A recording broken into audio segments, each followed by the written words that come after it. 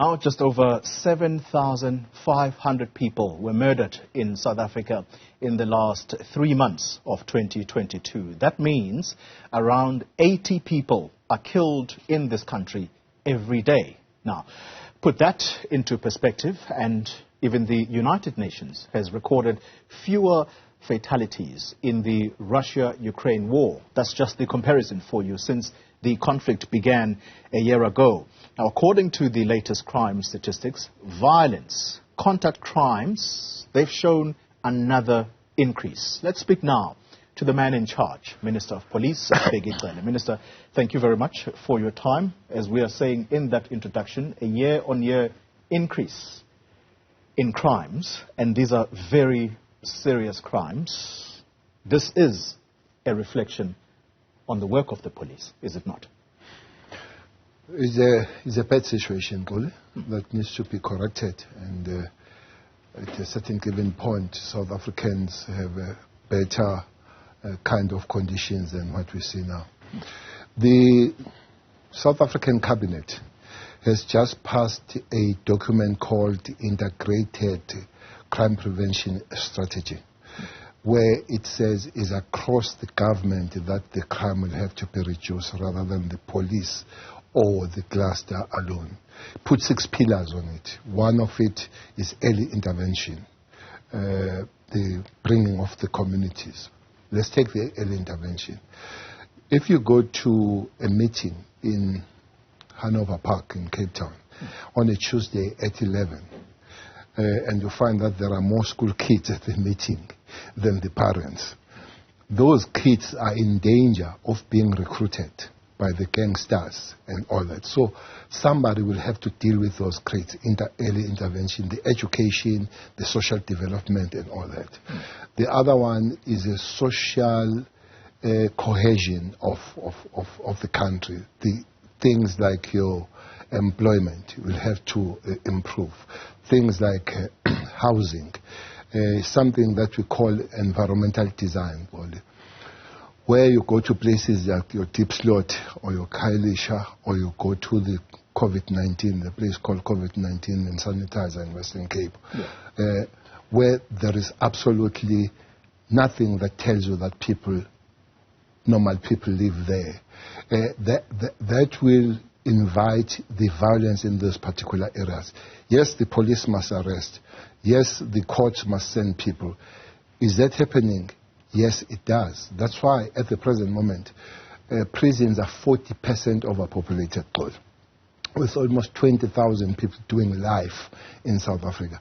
But we can't convert South Africa to prison. Other things will have, other interventions will have to be made. There's lots to talk about, Minister, so I'm going to race ahead in this interview. You talk about early interventions. In the work of the police, there is what is called crime intelligence. These are people whose training is to detect crimes before they happen so that communities particularly are protected. The last time we had this conversation, there was no head of crime intelligence. I wonder if there is one now and how the police are doing on that score of detecting crimes before they happen. Well, we're not there, Xoli, but we have moved from the point where we were last time we spoke. For the fact that today is appearance in court of the people that had an encounter with the police, before they got in action, they were found in their base. Let's be clear to the viewers, the Rosettenville suspects. Yes, they're appearing in court.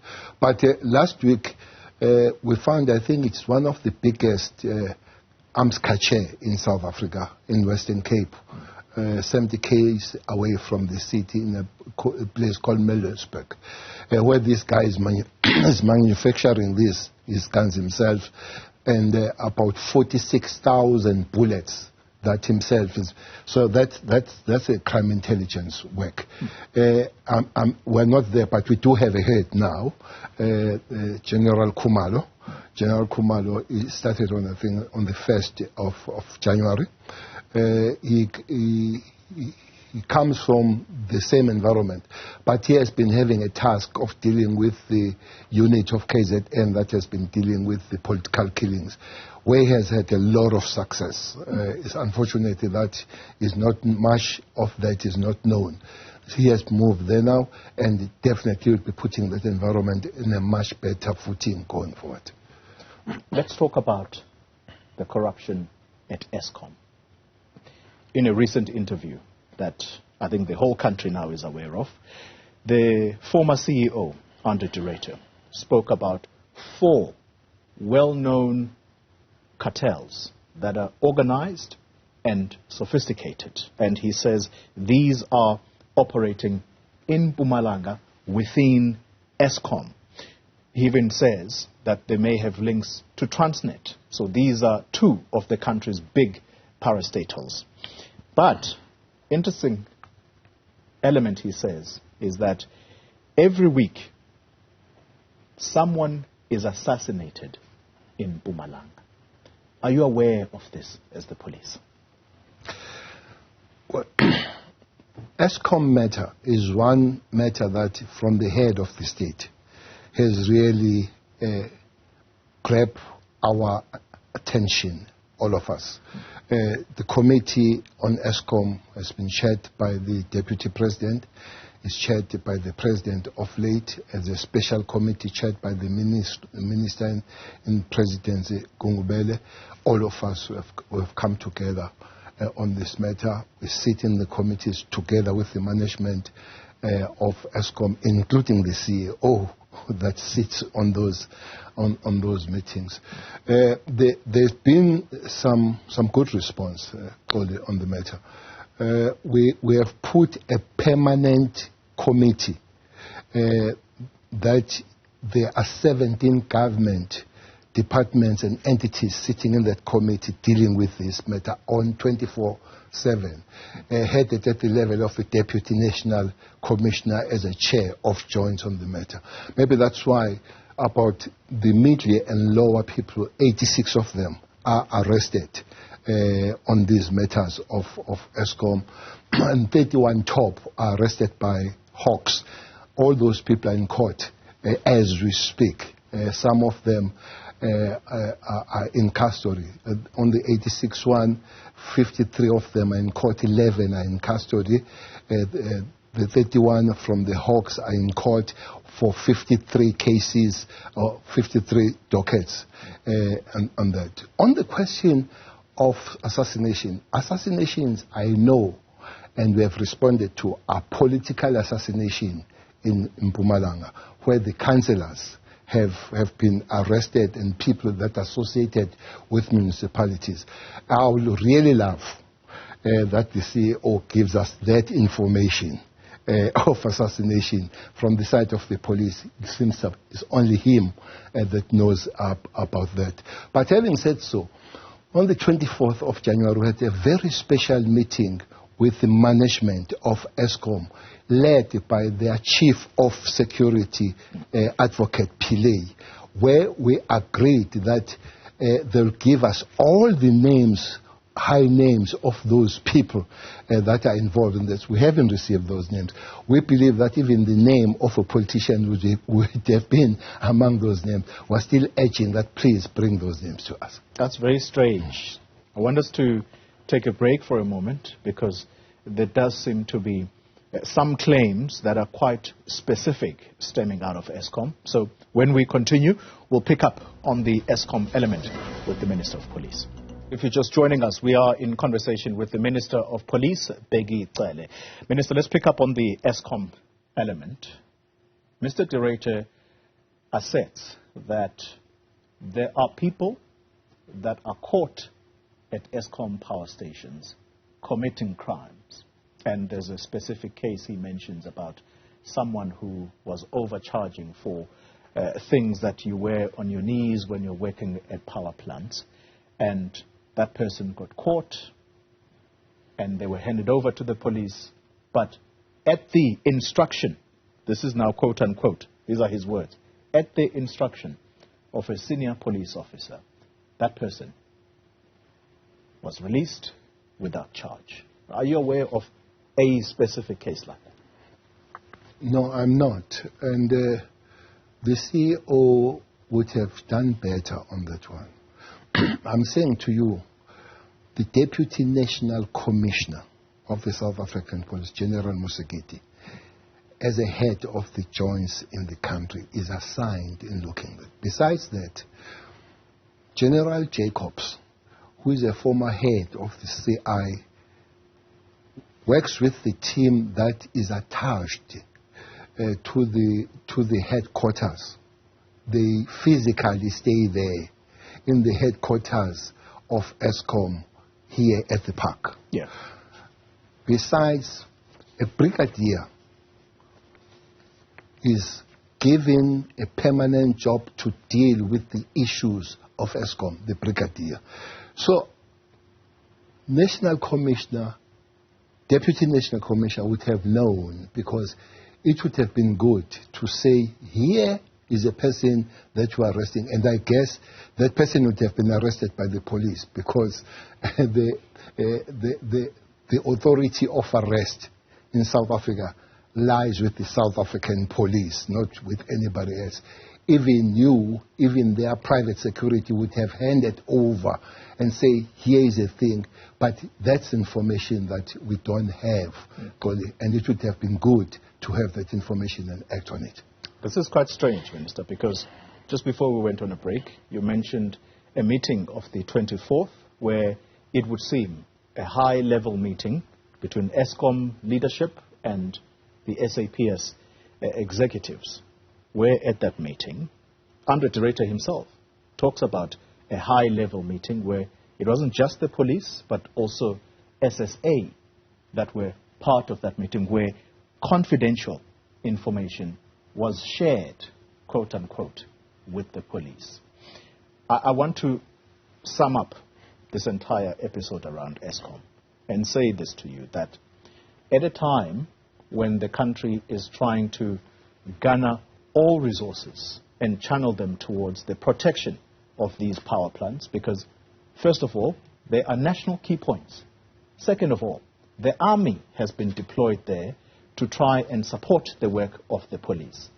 When you say you don't know many of the things that Andre Director has spoken about, and by the way, he adds that it has been difficult to energize the South African police to just do what they are supposed to do. Again, does that point to perhaps the suspicion that he makes in that interview that the crime at Eskom, at times, the suspicion is that it is done almost with the blessing of politicians, because it is in the interests of those that are eating at Eskom to not be found out? Because the meeting I'm talking about on the 24th followed the meeting that was chaired by the president the previous day. The question of police not doing enough was raised in that particular meeting. Hence the meeting on a Saturday, the 24th. I guess today is around 24th, that's a month, where we came together, led by the advocate, who happens to be the head of the security of Eskom. And that meeting was about security and these matters. And things were put on the table, how are we going to work? It was not for the first time. I'm saying to you, there are two teams that are working at Eskom as we speak. It's an organized crime by the detectives, but there is a team of hawks. So the cases are according to their weight there. Those that are ordinary, for instance, 17 people were arrested. Those that have created farms for coals, who are taking coal from the mines that's supposed to go to the plant, they deviate them and all that. 17 of those people were arrested at the go. Because we've got a very efficient team that is led by General Zulu, who happens to be the leader of the special forces of the South African police. your TRT, known as Barrett, your National Intervention Unit, and the Special Task Force, led by both SSA and the Crime Intelligence that are working on that. The matters there have been taken very serious. I'm saying all those cases are in court. Maybe himself, the CEO, did say that there are arrests, but maybe not at the level that he wants. There are investigations that are going on. We are at work on that. So it does give a little bit of a back foot if some of this information you hear it from interviews rather than the channels that have been created, because the channels have been created to deal with these matters. We would have loved that he should have gone to those channels, but he's not just a whistleblower. He's a government official that is forced by the law to report those matters, by the protection and combating of criminal activities. He's supposed to have done that, and we're still waiting that he will really bring those names, including this name, so that those matters are properly followed and the law enforcement work on that. Had he come to law enforcement with the name of the minister, for example, would you have arrested your fellow cabinet minister? I'm saying this one is handled in a very high level, at the Deputy National Commissioner's level. He would have gone there, and the police do their work investigation. If it's not happening, would have gone further to speak to the political head. For instance, there are many things that Minister Pravin Gordhan would have told me. One of those things is a poisoning of the CEO, or alleged poisoning of the CEO. Those things, he would raise the issues about crime and all that. And definitely, it's not the end at the level of the Deputy National Commissioner if things are not happening. It's a pity that we have to come and discuss with it, not on the structures. Those structures are 24/7 as we speak to you.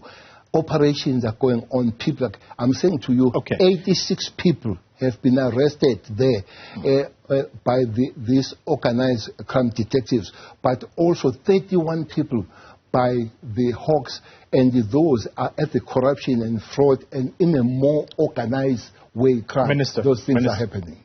Minister, the simple question simply is this. If Andre Tireta had come with this information of a certain minister who's allegedly involved in criminal activity or corruption,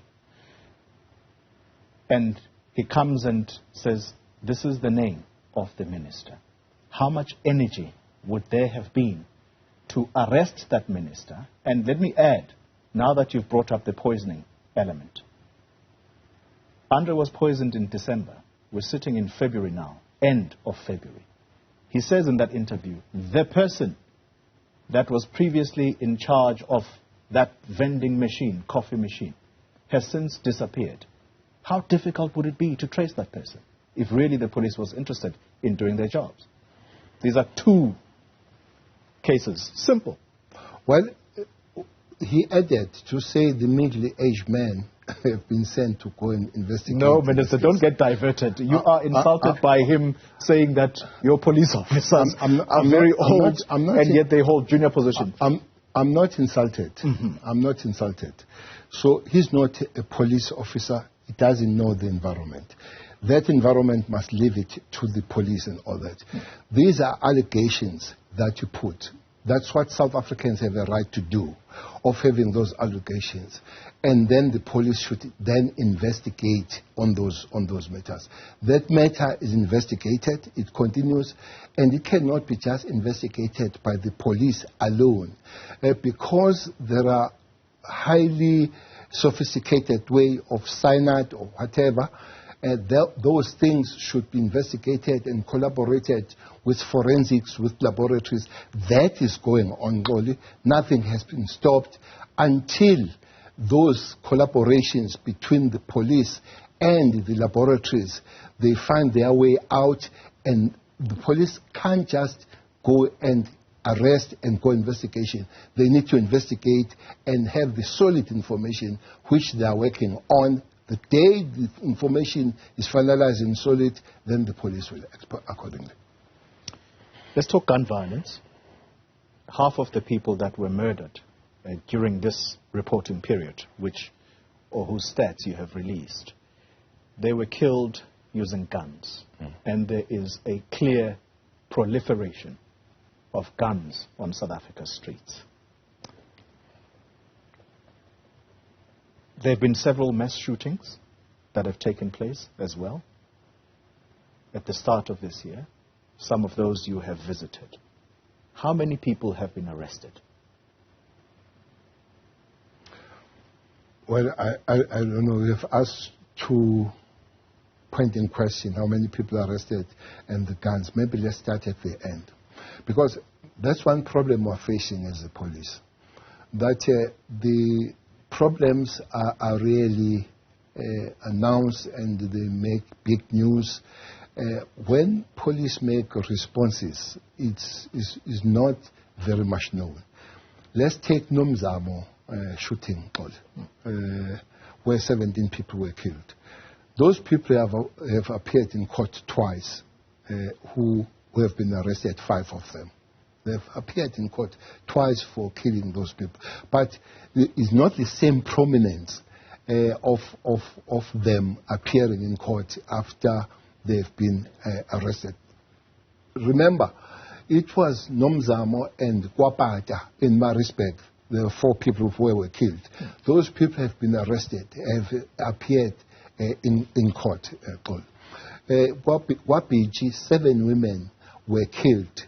Those people have arrested and are in custody and they have appeared in court.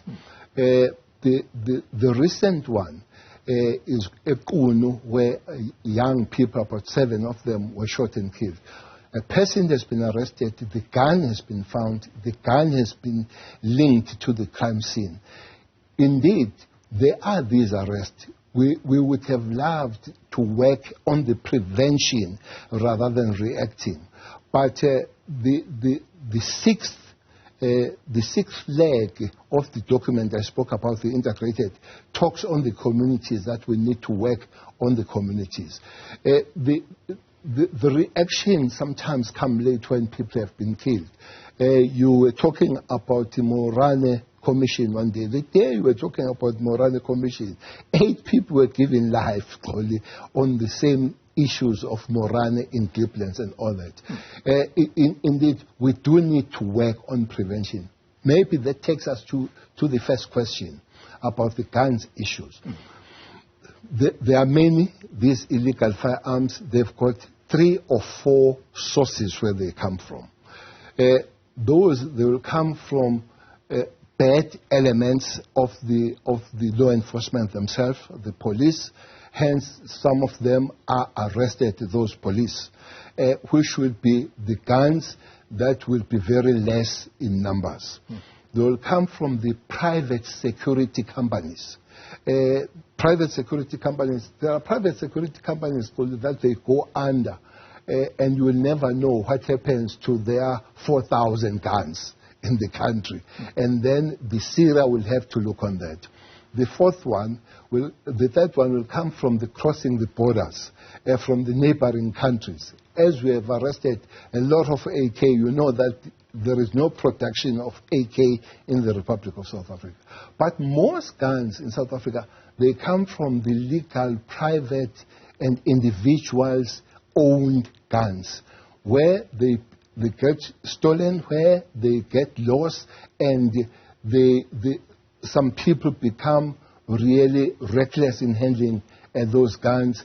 That would include with the dealers sometimes, and those that are in the country creating their own factories, as we have begun to detect that as it happened in Western Cape last week, where we found those 42 guns with 46,000 ammunition.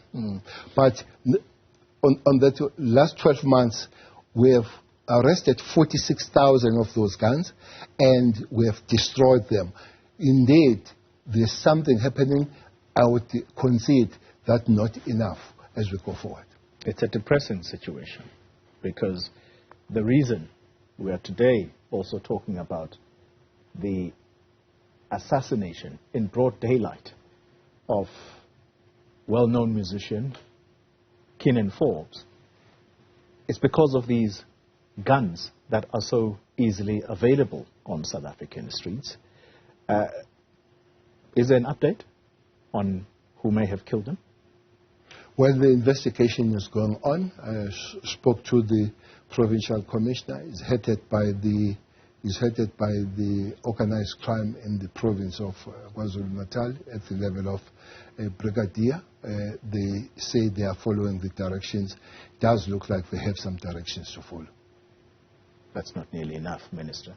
Well, 72 hours is gone. That's the time that your officers normally give themselves. If those people have not been arrested, and these were clearly contracted people, who's to say that the mastermind has not killed them?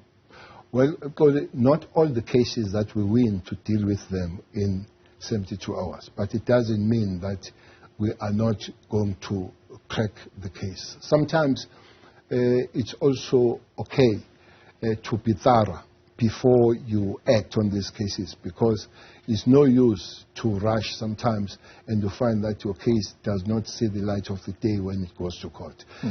We personally, with the reports that I've received, I'm fine. I think the progress is being made. But it would be good that we brief even the family rather than come and talk here that this has been done, and all that kind of stuff. Okay, but just at high level, are you saying that in no time you're going to be making announcements of there is a progress. There is a progress.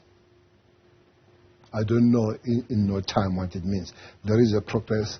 I'm fine with. How significant is the progress? It seems to be significant. Significant.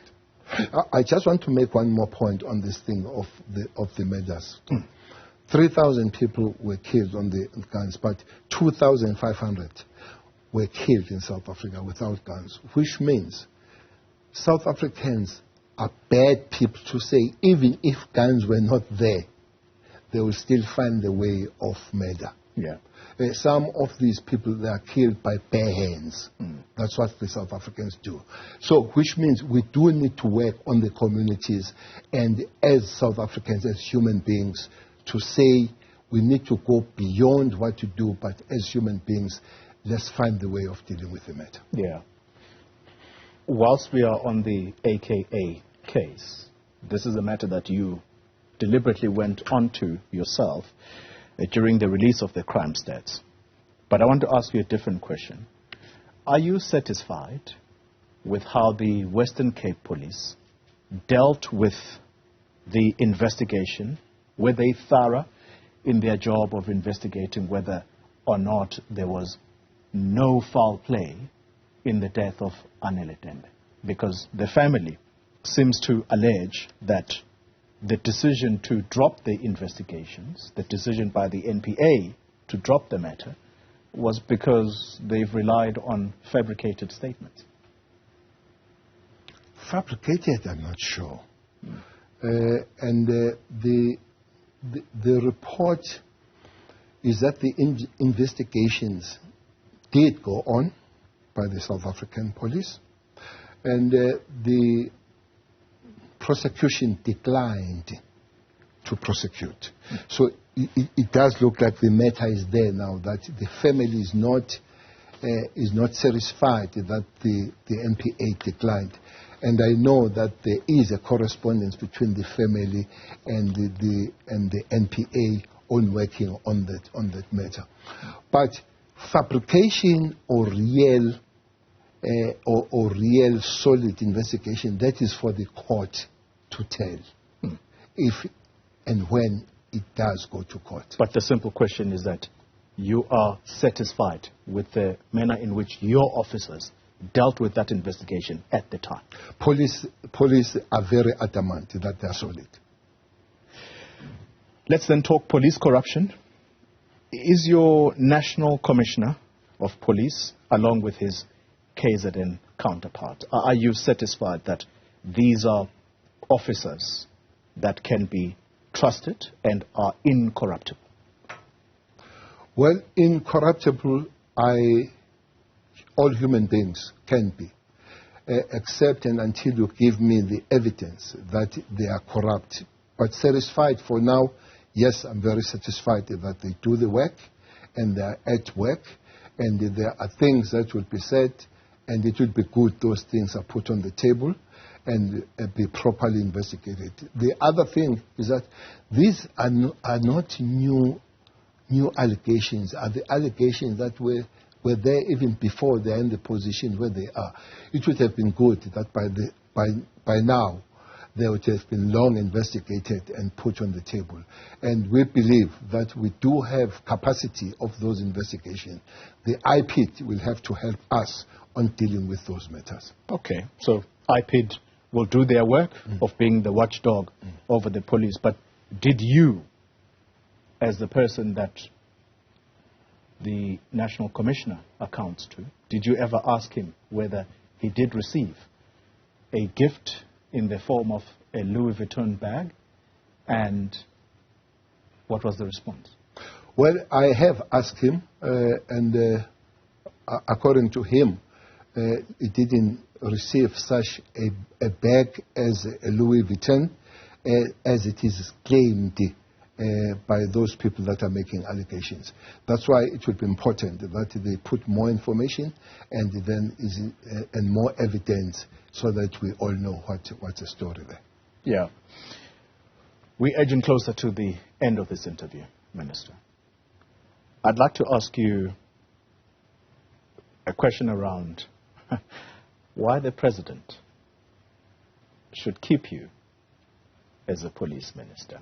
And let me contextualize why I'm asking you this question. There was a time when Bheki Cele, a crime has happened, and it is announced that you are going to go to the crime scene. I mean, if I just make a personal observation as an ordinary member of the public, on that day, I myself would be satisfied. Yeah. The police were going to finally catch these criminals. Do you think that that still has the energy, or that still has the vigor it used to have, or you've lost that sting? Well, I think it's you guys who have lost your track on that one. Mm-hmm. There is a police commissioner and the police minister.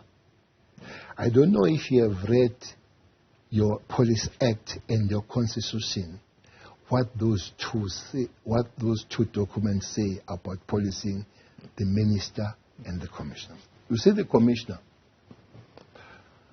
goes to the crime scene, and as the Act instructs him to be operational and say, I'll do 1, 2, 3, I'm doing 1, 2, 3.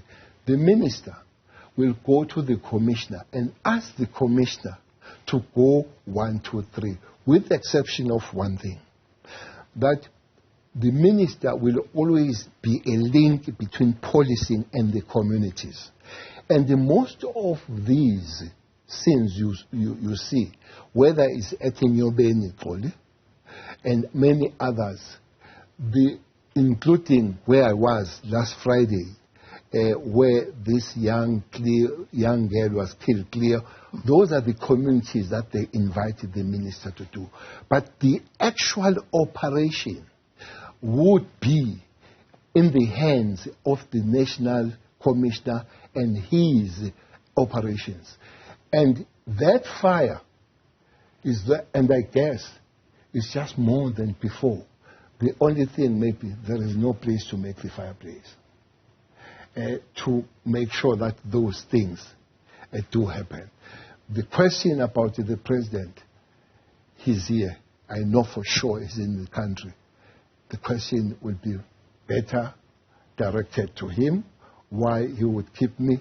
But at the present moment, I've got a feeling that you are crying on the wrong funeral by asking that I find it very difficult. Mm. I find it very difficult. Yes, the expectation from communities would be that the minister is going to show up when a major crime has been committed in whatever community. But I find it difficult to believe that it is communities that invite you there, because half the time you go there, Minister. Not all the time. I'm saying this. Not all the time. I'm not saying all the this time. because, can I tell you, I have no clue what Fani Masemula sounds like. But I can tell you, your voice, I'm not even watching the TV sometimes. Oh, Minister Bheki Cele is talking, because you are always there. You've taken it upon yourself to take the job of the commissioner. Yes, I hear what you're saying and the act, but you have taken that upon yourself, and now maybe you're trying to roll it back. All I'm saying is that a simple observation is that you've lost the fire, Minister. Xoli, as a minister, you can't act as a national commissioner. The fire of dealing with the crime in South Africa is there. That's why I still go there. And many things you do as you go there, talking with the communities, invite you, and sometimes going on your own. I don't work for the news channels. Last week, Masimula was at Kwamhlabelinga. I'm sure you know the stories of crossing cars and all that. If people don't cover the commissioner as he goes alone in those particular, that's not my ndaba. But there are many areas where this commissioner goes alone without me. And I heard one politician saying, is my bodyguard? No, I do have bodyguards, but Masimula is not one of them. All right. There's one point I want to make. The time will never come, God, where I shall not go to the community in the crime scene and link up with communities, whether they invite me or they don't invite me. But the investigation, the police will have to forever see to it that they are happening. Minister of Police, Bheki Cele, thank you very much for your time, and good luck. Hopefully, you're not going to be reshuffled. Thank you, Xoli. Minister of Police, Bheki Cele, in conversation with us there.